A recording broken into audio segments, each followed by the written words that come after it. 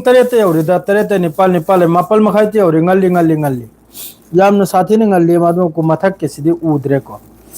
मथक की सी उदबगी मरम नबु व्हाइट कलर द ताखिदनानी लाइव ता लाक्पिरिबो इसना ओपन को मैते साउंड लाब्रे लाइ मैते पांग की तरफ तगी सलाम अमसुंग दुआनी कनमसु तौजल्ले चाकसु चाजल्ले अदुगा लाइव से थोक्चरे नि नखोय मयाम वारी पाव खर तहंजरम गायना अईगी माइक सु यौरखरे इचनाव मयाम हयेंगदगी इंशाल्लाह सोयदमक्की रेगुलर अदुम पाव से हेंगदगी तहंजरगे मयाम की मफमदा इंशाल्लाह नोमगी दिनदा पाव अहुम नत्रगना पाव मरी फावबा अदुम पिरक्के आना खंजरिमनेको यूट्यूब सिदने फेसबुक तसो अदुम हापु दाबलकने अदुम को फेसबुक तो माय रिकमेंड सी ओइद्रमनिना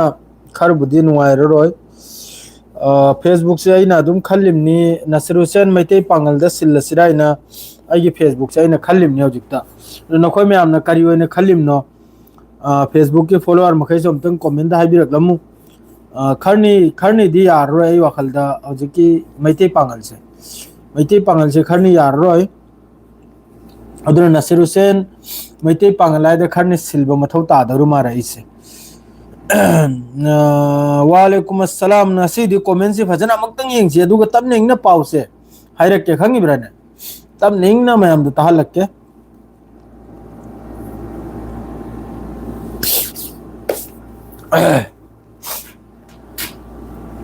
कराय नि है सिरे याम चाक चार ब्रो चाक लांग चाजल ले से चारे असाई मी यम खगने यावंदा पोत खर थाजलकलमी अमक्ता सिगिसे फेसबुक ता लाउथोकपु याना मादो लाउथोकपसु नंग हौद्रे फेसबुक से होजे रिकमेंड सु बन तौखरमनिना मायदु लाउरगसु कानररोय करायदनो बेंगलोर दरा कइनो मी मसीराइबनी पाखंग मचा मा दुगी खरितंग मतेंग ओइनबानी यावंदा साइ हाइरम याबा अमक्ता लाउथोकपिरो वाइना अदो आइना ए लौरांग मचादु लाउथोकाइना लैबने अदो काउखिबैसु लाउथोदो मादो होजि मागी दोइनो लाउथोएगसु वायरल ओइरोय मी मंगा फाने एंगरोय अब काना किद्राबा अइ वाखल याम नुंगाइ खिद्रे मागी वाफम दुमा वालेकुम अस्सलाम अतो रहमान कम तोरगे याम चाक चारे कमेंट में के वालेकुम अस्सलाम मयामुद्दीन वालेकुम अस्सलाम मयाम करी करम ई पाउनो मयाम ई पाउदम तंग हान याउंदा हाबिरो करीना हाबिदो मान सिदा हजिक तौखरेसी due to result board issue with your पेजेसी माला उद्रदे सिग्रा से मनाइन लैजरनी दा हन्ने येंगरोय गदाई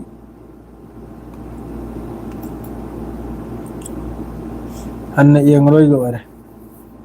मनाइन मोहना कनम तौगन मुत तौजरानी से माना पिरिंगन मुत माला उद्रे अते आमदिस यूपीएस लाइफ अस्सलाम वालेकुम ब्रदर वालेकुम अस्सलाम हक्सांग ngam haksang ji khar budi nungaire ma du lok budi khar tauri ko kai ensang charage ensang sidi mokhoi ge hojik ki kalabuna haina kanum to bum khale abne adui dunai na hojik chara ise charaga hojai aina phammi se somdai poram tang su yengimni adunani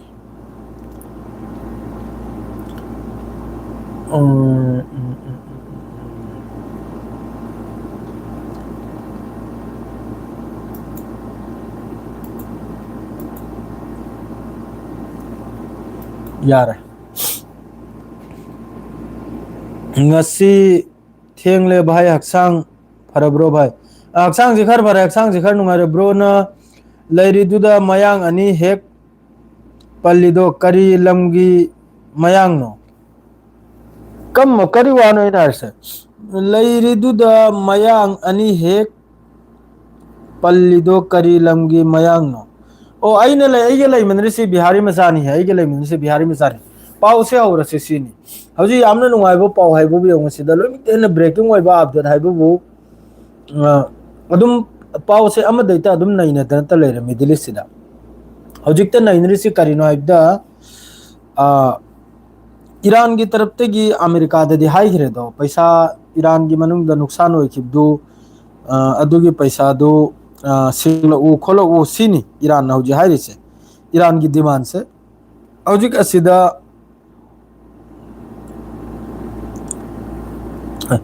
लोग अरुमनी doctor चतने यंगहलुरे doctor चतने यंगहलुरेगा फरे इमनी ने तले तले फरे इमनी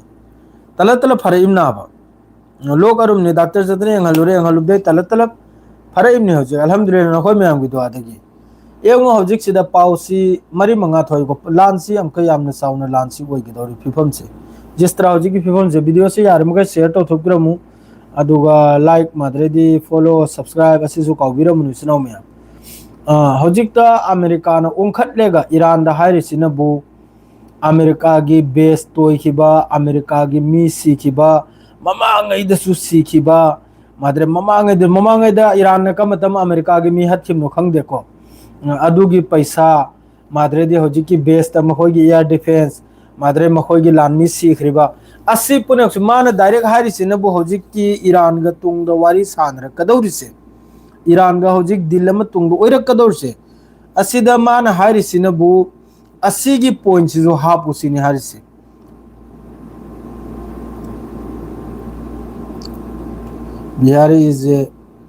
बिहारी निपाने लेरसे नुपी न ते bro UPS life नुपी न ते निपाने ले मनरिसे खंगी ब्राना अदु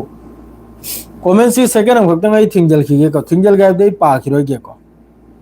वो मयांग होटल दुदी मयांग खक्तनी वतौर रहमान मयांग होटल दुदी मयांग खक्तनी अतई कनाम त लेब नते मयांग नि माद्रेदी हिंदी मचानी अतई मचाने सिदा चाय सांग थोंगबदा अखोय मैतई ना अखोय पांगल ना थोंबगुम ना थोंगसे बांग्लादेश की मयांग ना थोंग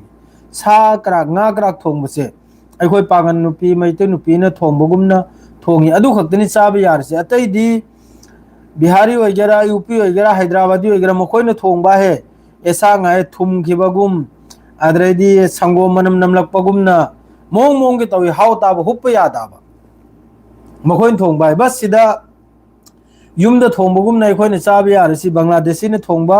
चाब याय अखोय मैतै अमसुंग मैतै पांगलना थोंबगुमना मरोक हापतना अममा हापतना गांगतक तौदना थोंबसे फजन थोंगी मखोय अदुगा अतैसिना थोंबसिदी चाब यादे अदो असाइगिसे पाउसे नखोय नै बु पहाल लोय दौरे ने खंगना कमेंट से मोंग मोंग तो लगतना ब्रो ईरान की डिमांड तरुक सिदा होजु फाउबा सिदा डोनाल्ड ट्रम्प ना हरसिनबु ईरान की डिमांड तरुक सिदा करिगुंबा वारी सानब तारगदी ईरान का होजि की दिल से तौबगी वारी सानब तारगदी डोनाल्ड ट्रम्प ना हरिमनबु जिस तरह ईरान ना डिमांड तौरइदो ईरान ना होजि की नाइको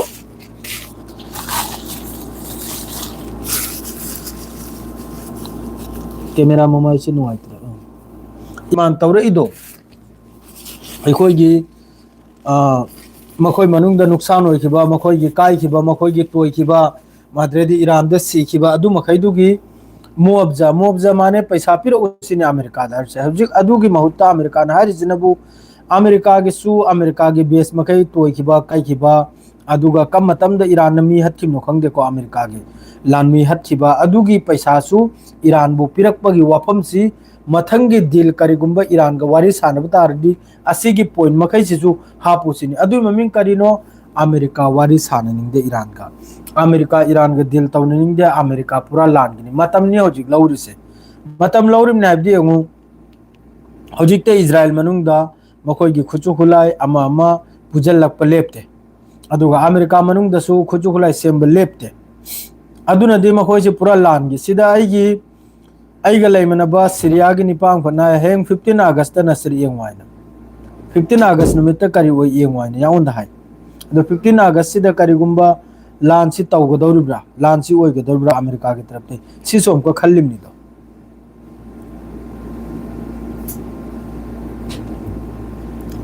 मानी मथौ नतदना माना लान याउरेगा होजि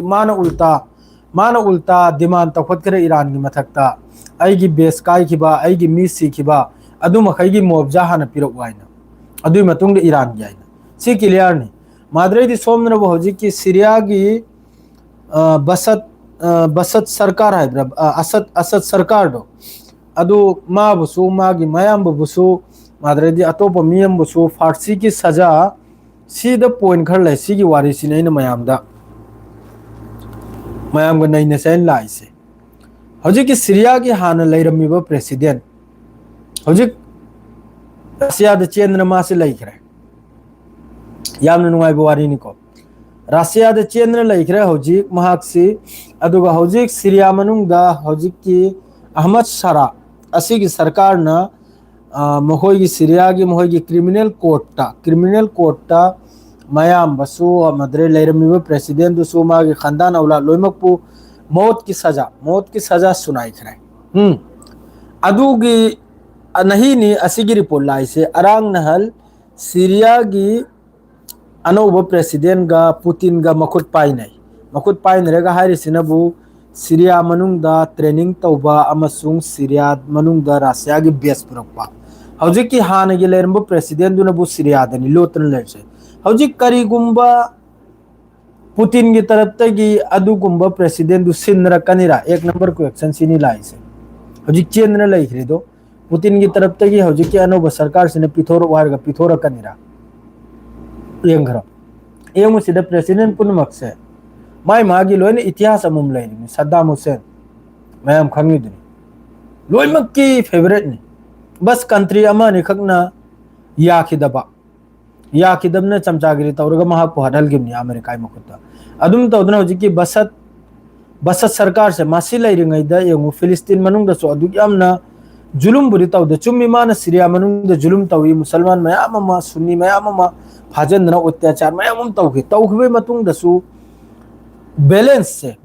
से थम्याब मिलाइदना तो माबु हताई हिरिसि करिगिनो आइबदा माबु हताई हिरिसिने येंगु हजिक कैदौगसु मरी से पूरा तकना खरिमनि हिजबुल्लाह गसु करिगादु सीरिया वरेगा खुचु खुलाई से चलिमनि अदुग सीरिया दगी अमक्का हजिकी गाजा मनुंगदसु मयाम चलिमनि सीरिया रोमदगी अदु सीरिया बु हताई हिरिसे सिदसु येंगु सीरिया बु हताई बसिदसु सिदा इस्लामिक कंट्री लोइन यावरुमनि अयामबदा लोइना मुसलमान कंट्री लोइन यावरुमनि अखोई खोंचे अखोई कईमने सेंगनाइबदा मदु गजा की सो हजे क्लियर ने इजराइल की तरफ तगी क्लियर ने हजे गजा की हाइदोरे से इजराइल ना कनोम विड्रॉ तौरो है मकोई आईडीएफ विड्रॉ तौरो है हमास न खुचु खुलाई थमलसु थमद्रसु कनोम दगी लौथोक लोइसिनी इजराइल मनुंग दगी गजा मनुंग दगी थोक लोइसिनी अदु गलम तेन नुवाइतबा हाइबु हजिक की रेड सी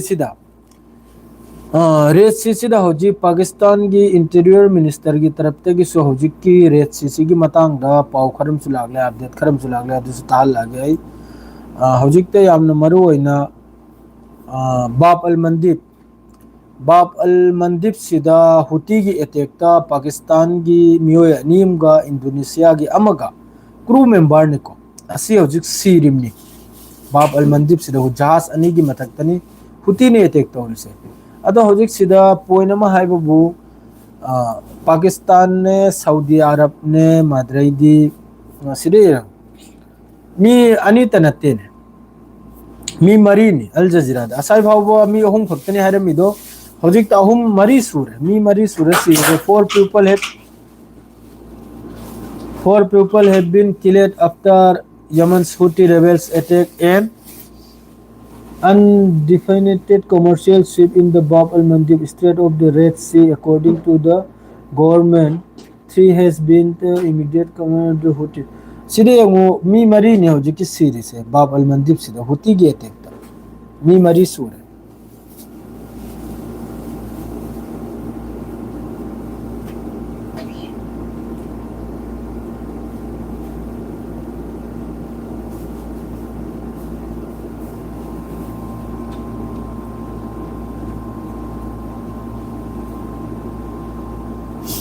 सिदरा मक्का कतर की हजिकी फॉरेन मिनिस्टर स्पोर्ट पर्सन मस्जिद अल अंसारी नहारी सिनबु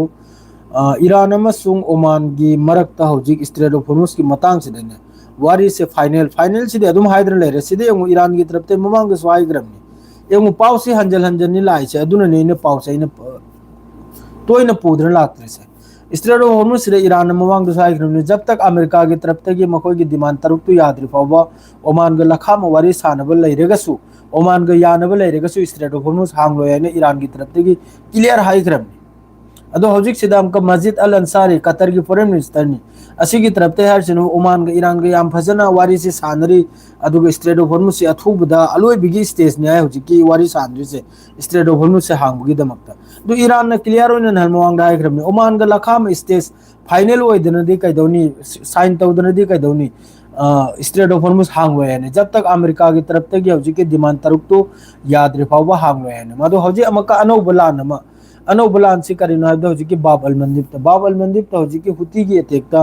मियोय मरी सीखरी से मियोय मरी सीखरी से पाकिस्तान की मियोय अनीम नी मदुगा इंडोनेशिया की अमनी अमन करोंग न हौजिक पाव पावसरी इरक्तरे मखोय अदो असिना हौजिक मखा ताबा लान सी याम चौरकदरो करिगादी असाइगी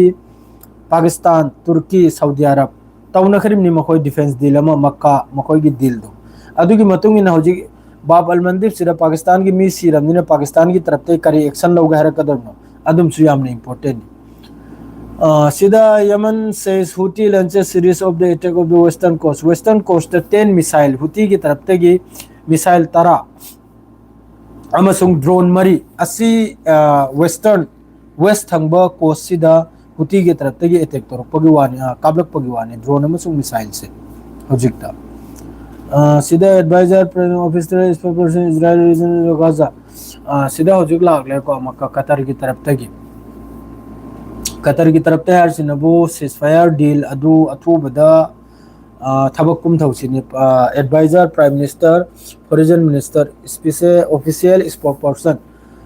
मस्जिद अल अंसारी मसी की तरफ ते हर सिनबो गाजा दा हौजिक इजराइल की तरफ ते की पीस प्लान दो रिजेक्ट तोरपई मतुंग दन हारि से माना सिदा करे करने में माना इरखरी से ऐसे ट्विटर डनी ने ट्विटर डनी मासे पारो कांदे कमेंटिंग से ट्रम्प से हुई अंगो बगा मानरे मकोक चाकले अइना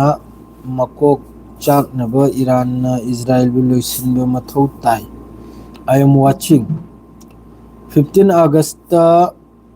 15 अगस्त सोइदना लान सोइद्रनी ब्रो अदुम ने सु खाली से ब्रो हौजिक फिलिस्तीन की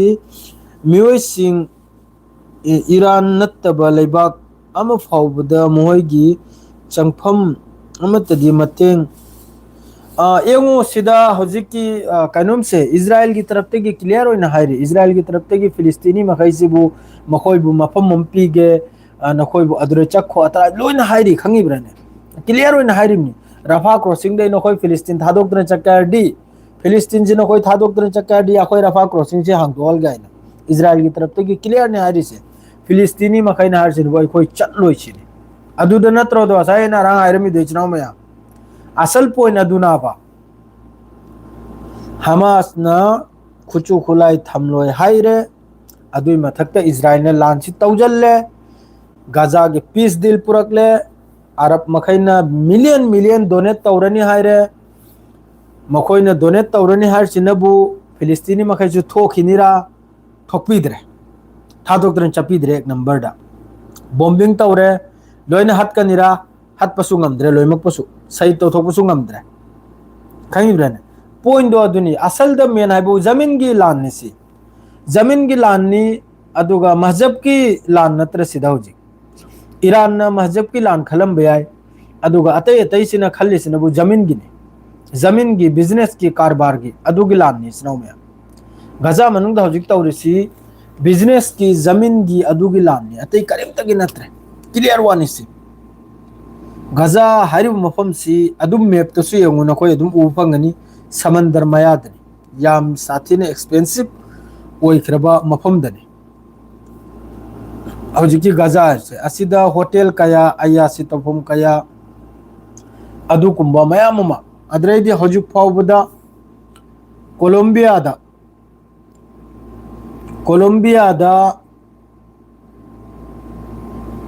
मिसिंग ओरिसे 2700 नि asai फाव द मी सीरीसी 150 यौखरमनि कोलंबिया के हौजिकी अर्थक्वेक सिदा 2700 रिपोर्टेड मिसिंग अदुगा सीवनबु 147 ले कनो साइ होरमनि अदरे सोमनरबु Russia attack kill 12 Zelensky claim use of North Korean missile Zelensky ने क्लेम तौरिसिनबु रशिया न नॉर्थ कोरिया की नॉर्थ कोरिया की मिसाइल गना कापचल लखरिसे कराइदा यूक्रेन दा सी जेलेंस्की यूक्रेन की प्रेसिडेंट नि महाक नहारी सिनबु रशिया की तरफ ते हौजे कापचल लखलेगा मी तरानिथोय हाथो खरिसी नॉर्थ कोरिया की मिसाइल सीजन रेगा कापचल लेने है हौजे हौजे तारसे यमन की तरफ की सीरीज निको सीरीज ओइना मथंग मथंग वेस्टर्न कोस्ट ड्रोन अमसुंग मिसाइल कापचल लखपगी वानी पाउदा अल जजीरा दा मखा ताबा अपडेट सिरे तो बदि लाक्त्री चिनो मते ते वारी सानरसी दुगा इराक अमसुंग ईरान लांदी ओइदोरमनि लांदी 100% ओइदोरमनि Iran अमसुंग America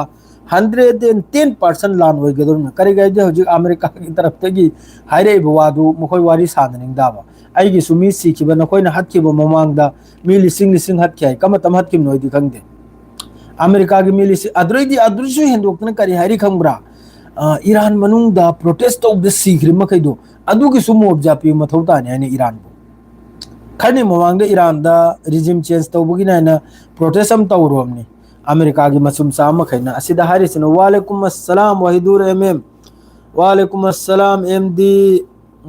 Wahidur MM MD Nasir Khan long live Iran Palestinian याम्बा मुबीन कमेंट में कई जरम तुम पाथ है को ब्रो हजिक फिलिस्तीन की जमीन मयामम लेने फिलिस्तीन दु थोक लो है ना मस्जिद अल अक्सा थादोएगा चप्पे आब्रो मस्जिद अल अक्सा थादोएगा चप्पे आब्रो दु चलो है ना लेरिमनि फिलिस्तीन दो अत्र नहना थादोक न चखरानी नहना लवजल खरानी थोक पगा मस्जिद अल अक्सा सहित तौदोगरनी मोय की थार टेंपल दो होगलनी अदु की गाइदन लेरिमनि इजराइल गाइरवा अदु की गाइदन लेरिमना hi bro I love Iran hi bro live असी शेयर तो थोकरो मुइसराव में हम लाइव असी शेयर तो थोकरो मादुगा फेसबुक तो नखोय में हम कर चंगल लेगा फेसबुक से पेज से सिंधु असरा इन खल ले हजि की मैते पांगल से बेरा हम कादन लेरमनि ना रिकमेंड से पीदरमनि ना वीडियो से वायरल हो रोय दो अदुना इना अदुम खलिमनि नसरुसन मैते पांगल से वीडियो से अपलोड तो बाउ सिराइना मोनेटाइज नि लुपाम त लासु का नै तो हजि की मैते पांगल आइदि मोनेटाइज सु नते खंगिब्राना ngasi khakta monetize orimne adu recommend du pidramnina monda paisa lekol su la aro yabo adu lupam ta la su ka nei do mayam gi seba to be ai do samda adu khallimni ai adu hojiki kanuma da Nasir Hussain maite pangal haina am leiri ba hai asi monetize ni asi doin tawrusrana handak ti Iran na mamit tumlega tawhrani side ngo hojik Israel si yamna kanna chongli pring launa chongli yamna kanna Iran से attack तौबगी दमकता खंगिब्रने अदुगा America दी मनिंग हलखरे America दी लान गमद्रे America दी मोय की कांग्रेस ओइगरा मोय की opposition party ओइगरा अदुना पूरा clear निको मथंग लान तौरसु मोय पैसा पिबंग मरोय अम पिबंग मरोय ने पूरा क्लियर हाइदो रखरे अदुगा मोय द खुजु खुलाय सु लेत्रे हौजे इजराइल द खुजु खुलाय खर लेरी मोय खर चोंगली दो तौबोबदी तौदरुन हंदक मरक से सोइद्रम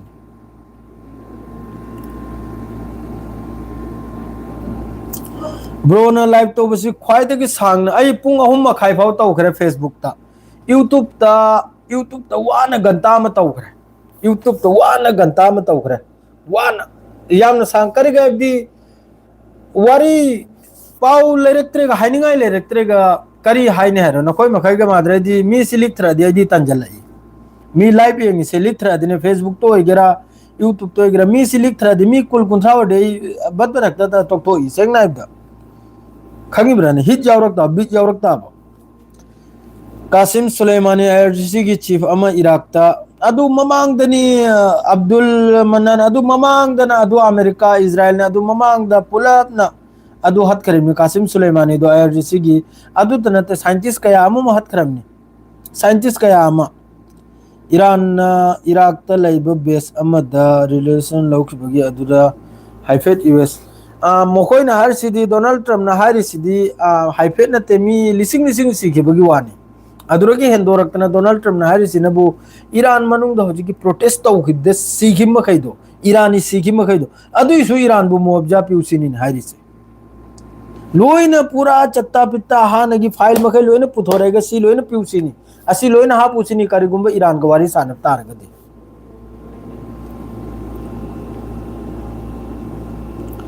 ईरान की एमू से ईरान की मिसाइल 13 किलोमीटर 15 किलोमीटर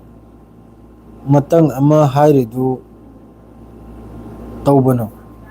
ईरान की किलोमीटर जगन ईरान दे ईरान दा होजिक मिसाइल सी अहुम मरी खक्तनी लोमिक्तेना खैबर सकीन फता माद्रेद इमाद माद्रेद अमसुलै जुल्फिकार हैंकरा लैरी खंगिब्राने असी होजिक आईआरजीसी की तरफ ते हरसिनबु यामना कन्न अपग्रेड यामना कन्न सेमगत सागलिसिनी करिगायबदी हानगिदुदगिसु हेना होजिक नेना मपांगल कलबा अमसुंग होजिक नेना वारहेड करिगायबदी ईरान खंगी सिगी लान से लेपलो है सिगी रीजन सिदा लान से लेपलो है ईरान खंगी अदुना ईरान मागी थबक कुम थबा होखरे खुजु खुलाय सेमगत सागत पा होखरे अदुगा अनौबा होजिक की मुस्तफा खामिनी ईरान की अनौबा सुप्रीम लीडर ना आईआरजीसी की ओइगेरा मखोय की ईरान की आर्मी की ओइगेरा ईरान की नेवी की ओइगेरा एयरफोर्स की ओइगेरा मियोय तरुक अचो अचोबा कमांडो मियोय तरुक मसा मसा की करिगायबदी सुप्रीम लीडर 28 फेब्रुआरी दा सुप्रीम लीडर अली खामिनी शहीद ओइखबगा लोइनना अदुदा ईरान की लीडर कया अमसु शहीद ओइख्रमनी आईआरजीसी की ओइगेरा मखोय बापची है सुलेम होगी माद्रेदी एरो स्पेस सुलै अदुगुंबगी लुचिंग कया सहित ओइख्रमनी अदु हौजिक अमक्का नौना शांति दंग अरांग ईरान की प्रेसिडेंट पजेस्कियान गा ईरान की सुप्रीम लीडर हौजिक की मुस्तफा खामिनी का घंटा तरे लुमन्याय मीटिंग तौबसे हौजिक की ईरान की अनौबा हौजिक की टेबल से लुचिंग मखैसे सेमलक पैदमक अदु सेमना लोइन माय माय मफम ताखरे करेगाबदी ईरान खंगी ममांगदल वार लय याबसे अमेरिका असुक थुन्ना मनिंग हल्लोय बेइज्जत के सवाल नहीं सुनाओ मैं इज्जत के सवाल नहीं करेगाबदी सुक थुन्ना अमेरिका ना लान गमद्रायना मनिंग हल खिबता दि बेइज्जत आइदु मागी लोयरे मिडिल ईस्ट के जो मागी लोय करे अदुना मा सोयदमकी ईरान की मथक्ता अलोय बिगी खोंगोम दि कौरकदोरु करेगाबदी ईरान दा हौजी बिना दिल तौदे तुमिन लैथोखरो न अमेरिका से मनिंग हलखरोने अदु सिगी रीजन से लैरिबो बेस मखैसि मा लैखिनिरो सिगी रीजन से मान दबदबा तौरसि तौगिनिरो तौरोरोय लोइन मांगन चक्रदी मागी मयाम नुकसान ने सिगी रीजन से मा थाव फंगरोय गैस फंगरोय लोइन फंगरोय मनिंग मखा तौरने अदुना ईरान बु एनी हाउ तौदना इजराइल अमसुंग अमेरिका ना थुदेकनबो यैथेकनबो होनकदोरनि बस दुआ तौबियो कोइ मखै कसु तौबिदबाय ने ईरान दा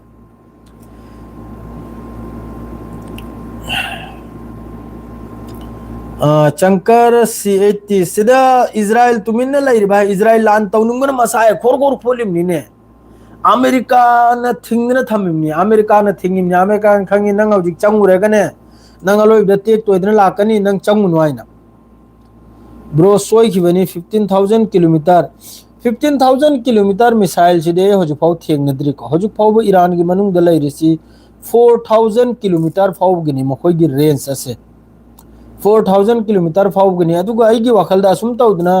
ईरान अदुम न्यूक्लियर वेपन सो अदुम टेस्ट तौखरनी दा आइगी हिसाब तदी करिगायदि हौजिकसु यामना कन्न ईरान ने यंगु मखोयने हल ममांगदा ईरान की न्यूक्लियर साइट ते अटैक तौगाय कांदे ईरान ना धमकी तौखि मखैदु करिगुंबा अखोयगी न्यूक्लियर साइट ते अटैक तौरप तारगदी सिगी रीजन सिले लोइना ऑयल लांग गैस लांग लोइना मै थादोकने हाइग्रेदो अदुनादि न्यूक्लियर हौजिकी फैसिलिटी सिदा करिगुंबा पोर्ट मनुंग सिदे जसाम ओइदे मिडिल ईस्ट सिदने जेसाम ओइरी मनुंग सिदा ईरान ओइगेरा इजराइल ओइगेरा अमेरिका ओइगेरा जेसाम पकीरे सिगी रीजन सिदा लैरिबा गल्फ कंट्री सिदा Saudi Qatar Dubai Bahrain Kuwait Iran Iraq माद्रेदी इजराइल फिलिस्तीन असी मखै सिदने अचौबा पोट अमदी पकीरी मासिदा मासी कम मतम पोखाइर कदम अदु खक्तने खोइना नाइरिसे कम मतम करोम दे करियो हौजिक हायरक पे आय इजरा अमेरिका ने अटैक तौखरने कुनो ठीक लैब नते तौजल घरा हायरक पदा कसु कोइ होब नते पूरा रेडी दनी लैरिबा खुचु खुलाय ग्रामी की जेट त फजना लोडिंग तौरगा पोखाय निगाय तोखाय निगाय लोइन पालग लैदे मुका मतम करिवनी करिम त खंग देसनाव में मणिपुर दा इखोय की मुस्लिम जाति ओक्तब मसिंग यामी कसार दा लैरिबा इखोय इकाइरे इनाउना मखोय की मथक्ता वा खरा हाइबिरो मणिपुर दा इखोय की मुस्लिम जाति ओक्तब मसिंग यामी कसार दा लैरिबा इखोय कसार दा लैरिबा इखोय इकाइरे इनाउ करिवानो आई कोलेकलेन हाइब्र करे मिंग से करी वानो आई नहा के सिवा बुजीद्रे ओक तो बहुदी मफम खुदिंग द लेरिमनि मणिपुर दो एग्रा कसार दो एग्रा लेमुक तसु फत्तबो मिबुदी यावबो दरकार ने अमानि तसु तो फत्पौदे फतमंद्रे हौजिक त ड्रग्स की मतंग दा हाइबसिसु इफाबो फागत्ते लोना एमएलए मिनिस्टर में मरी लेनबो कांगलुप तो मारा ड्रग्स लांग कारबार तौरिसे पांगल दो एग्रा मैते दो एग्रा करिगाइदी लुसिंग मखैदो फादा हौजिक ड्रग्स थिंगमनाइन संगी दुसु युम कई काय तोइरबा चाइरबा दुरनी ड्रग्स चागनु योलगुनान थिंगमुनिदो सोमदाइना दुम पावम ताबदी एमएलए मिनिस्टर अदुगुंबा असौसो ऑफिसर असौसो रैंकिंग द लेबो मी मखैने ने ड्रग्स लांग ललोलिबा ड्रग्स लांग कारबार तौरिसु अइना पावसु अदुम फंग याबने अदु पॉलिटिक्स का मरी लेनबा माद्रेदी एमएलए मिनिस्टर अदुगुंबदुना हौजिकी मणिपुर लोमदा ड्रग्स लांग अममा कारबार तौरसे एमएलए होइदना कैदौनी डिटेल्स तो हक्ता पिर ओ मिनिस्टर होइदना कैदौनी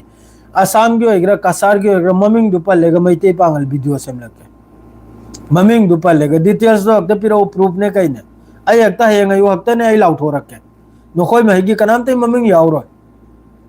हंगी ब्राने हजि फागल मखै जिरोइना अदुम ताबदा पुलिस नदी फादी फानिंगबा अदुगा साइगी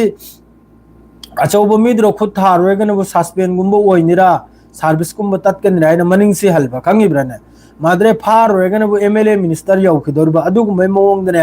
हौजिक यावोंद पावबुदे अदुम खर पिरे याबने दो डिटेल्स लेइरदि मैते पांगल थाजल बिराउ ऐते पांगल अदुम संदोकचरके मयामदा दुलाई पसी मिनट 53 यौखरे सवाइस लोइजेंजरगे इस्लाम मयाम सियारगे लोइजरगे अस्सलाम वालेकुम।